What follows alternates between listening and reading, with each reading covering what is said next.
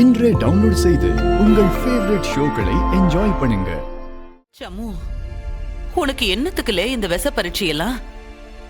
இங்க பாரு, உன் தங்கச்சி கலங்கி போய் நிக்கா. கோர்ட்டுல தொங்கல்ல நிக்கிறது கேஸ் இல்லையா?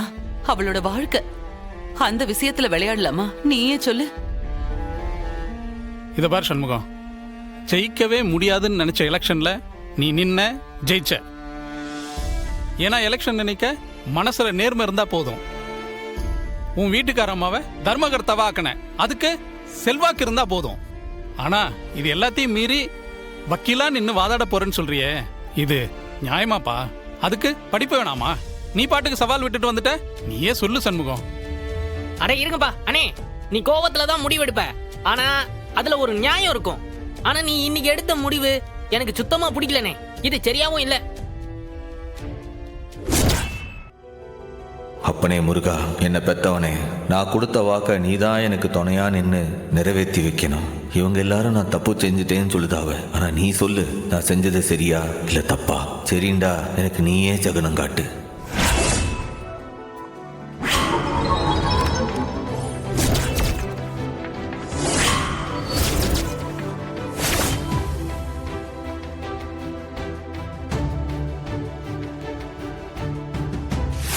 இதுக்கு முன்னாடி வெங்கடேஷ் உன்னை கொல்லணும்னு நினைச்சானே, அப்போ உன்னை சாவல இருந்து இவன் காப்பாத்திருக்கான். அப்ப இவன் டாக்டர் இல்ல.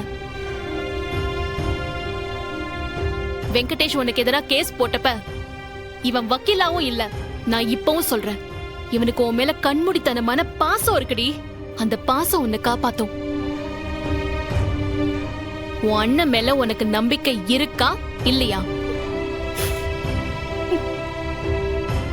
இவங்க எல்லாரும் என்ன வேணாலும் சொல்லிட்டு போறாங்க. உன் அண்ணன் உன்னை காப்பாத்துவாங்கிற நம்பிக்கை உனக்கு இருக்கா? அத சொல்லு. எனக்கு அதுதான் முக்கியம். எனக்கு என் அண்ணன் மேல நம்பிக்கை இருக்கு. எமன் கிட்ட இருந்து என்னை காப்பாத்தினது ஏன் அண்ணன் தான். இப்போ என் புருஷனை ஜெயில இருந்து காப்பாத்தி கொண்டு வருவார்னு நான் நம்புறேன்.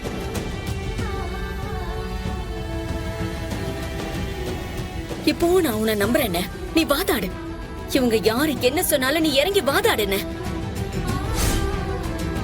எனக்கு நம்பிக்கை இருக்குன்னு, நம்பிக்கை இருக்கு.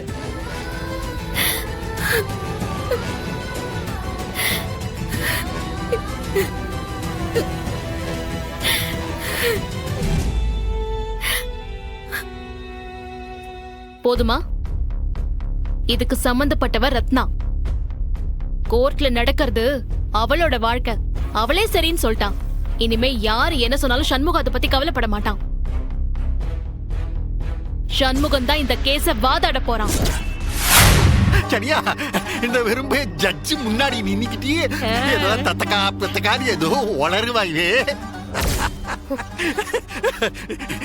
இவன் எதையோ சினிமாவை பார்த்துட்டு யுவர் ஆனரு புவர் ஆனருன்னு எதையோ பேச போதா. அந்த ஜட்ஜி வாய்மலியே போட்டு வெளியில அனுப்ப போதாங்க பாரு. அது மட்டும் இல்ல, அந்த வெறுமையை தகிச்சு ரத்னா இருக்கல்ல, அவளை கட்டின பாவத்துக்கு பாவம் அந்த பையன் அறிவழக ஜெயில கடந்து அல்லல் பட போறான். என்ன பண்றது? நமக்கு என்ன வந்துச்சு? அந்த கோர்ட்ல என்ன நடக்க போகுதுன்னு நினைச்சா எனக்கு சிரிப்பு அடக்க முடியல. தலையில தட்டல. இப்ப என்னத்துக்கு நீ அந்த மனசு தலைய தட்டி விட போகுத? உடம்பு பிறந்தவதான் கூடவே இருக்கால, அவ தட்டி விடட்டும். இல்லனா சிரிச்சே சாவட்டும். பேச்சு பாரு, பேச்சு. என்னல உன் ஆத்தாக்காரி சொன்னாலும் அப்படியே தலையில தட்டுறதா நிறுத்தி புடுவியா? தாயின் சிறந்த கோவிலும் இல்லை. கோயில் கட்டு போ. மாமா, சாப்பிட்டீங்கன்னா போய் கையை கழுவுங்க. நான் உங்களுக்கு பால் எடுத்துட்டு ரூமுக்கு வரேன். சரில.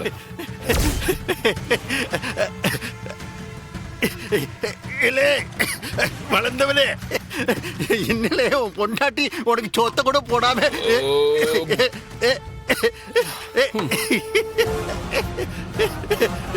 இப்படியே சிரிச்சு சிரிச்சு இருமிட்டே கடை. என்னக்கா இது? இந்த பாக்கியம் எனக்கு பாதி சாப்பாடு போட்டா மீதி சாப்பாடா ஆறு போடுவா. நாம என்ன பண்றது? அவ மருமகோட சொன்ன உடனே அவளுக்கு கோவம் பொத்துக்கிட்டு வந்துருச்சு. ஆனா சௌந்தரம், அந்த வெறுப்பைய கோர்ட்ல ஏறி நின்னு மயிலாடு ஈலாடுன்னு வாதாடுறத நினைச்சா கற்பனை பண்ணி பார்த்தா சிரிப்பு சிரிப்பா வருதுல்ல. கணம் கோற்றார் அவர்களே, குற்றம் சாட்டப்பட்டிருக்கும் எனது கட்சிக்காரர் அறிவழகன் ஒரு நிரபராதி. அவருக்கு கொலை செய்ய தெரியாது, கொலை செய்ய வராது, கொலையும் செய்யவில்லை. அந்த முகத்தை பாருங்க. இந்த பால்வடியும் முகமா கொலை செய்திருக்கும்? அப்பாவியான எனது கட்சிக்காரர் மீது கொலை பழி போட்டிருக்கிறார்கள். மைராட், கொலை பழி போட்டிருக்கிறார்கள். இது ஒரு சதி திட்டம். எனது கட்சிக்காரர் ஒரு ஒரு பள்ளி ஆசிரியர்.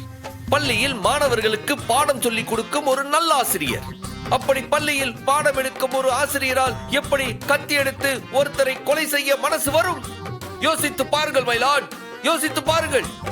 எல்லாரும் சொல்றது சரிதான்ல. நான் ஏதோ ஒரு வேகத்துல கோர்ட்ல நானே வாதாடுதேன்னு சொல்லிட்டேன். எனக்கே பயமா தான்ல இருக்கு. எப்படி வாதாட போதேன்? எதை சொல்லி வாதாடுவேன்? ஒன்னும் தோண மாட்டேங்க. சரி விடு, விடுடா. நீ உடைஞ்சு போயிடக்கூடாதுடா. உன் தங்கச்சி மேல நீ வச்சிருக்கிற பாசம், உன் பக்கம் இருக்கிற நேர்மை, இதெல்லாம் சேர்ந்து உன்னை காப்பாத்தும்டா. ப்ளீஸ், முதல்ல நீ உன்னை நம்பு. என் மனசுக்குள்ள எதுவும் தோண மாட்டேங்க, எதுவும் ஓட மாட்டேங்க. எப்படில ஜெயிப்பேன்? ஓகே, நியாயம் எல்லாம் மட்டும் தெரிஞ்சா போதுமா? பாயிண்ட் எதுவும் வரமாட்டீங்க. இல்ல எதிர்த்து வாதாட போடுறது யாரு? சிவனாண்டில. அந்த ஆள் பேசுற பேச்சுக்கு எதிர்த்து நான் ஒரு பாயிண்டாவது பேசுவேனாம்ல. எனக்கு பயமா இருக்குல்ல. நான் என்னல பண்ணுவேன்? நானே தோக்கடிச்சிருவனோ? ஏய் சீ, அப்படிலாம் பேசாத. போல தப்பு பண்ணிட்டேனோ? இங்க பாடுறாங்கற. இல்லை, என்ன பேசிட்டே இருக்கும்போது அடிக்க முடியுங்கிற நம்பிக்கை இருந்தாதான் எதையும் சாதிக்க முடியும். முடியுமான்னு ஒரு செகண்ட் யோசிச்சுட்டாலும் தோத்து போயிடுவோம். நீ தோக்குறவனா? ஜெயிக்கவே முடியாதுன்னு நினைச்சிட்டு இருந்த பஞ்சாயத்து எலெக்ஷன்ல நீ ஜெயிச்சவன். 20 வருஷமா பிரசிடென்டா இருந்த சௌந்தர பாண்டியனையே ஒரே எலெக்ஷன்ல ஓரமா உட்கார வச்சிட்ட. உன்னால முடியாததுன்னு ஏதாச்சும் இருக்கா சொல்லு. இப்ப சொல்றேன், உலகத்துல எவனாலையும் ஜெயிக்க முடியாத சிவனாண்டி வக்கீல உன்னால ஜெயிக்க முடியும். உன்னால மட்டும்தான் ஜெயிக்க முடியும். புரியுதாடா உனக்கு? புரியுது புரியுது. சாதாரண வக்கீல்னா பணத்துக்காக வாதாடுவாரு. ஆனா நீ பாசத்துக்காக வாதாடுற. ரத்னா உன் தங்கச்சி, உன்னோட உசுருடா. அவளுக்கு உன்னை விட வேற யாரால நல்லது செய்ய முடியும் சொல்லு? இல்லை, நான் ஜெயிச்சிடணும்ல. மவனே, உன்னை கொன்னுருவேன். ஜெயிப்பன்னு சொல்லி பழகு முதல்ல. நான் சொல்றேன், நீ சத்தியமா ஜெயிப்ப. அந்த அறிவை நீ வெளியே கொண்டு வந்தே தீர்வ.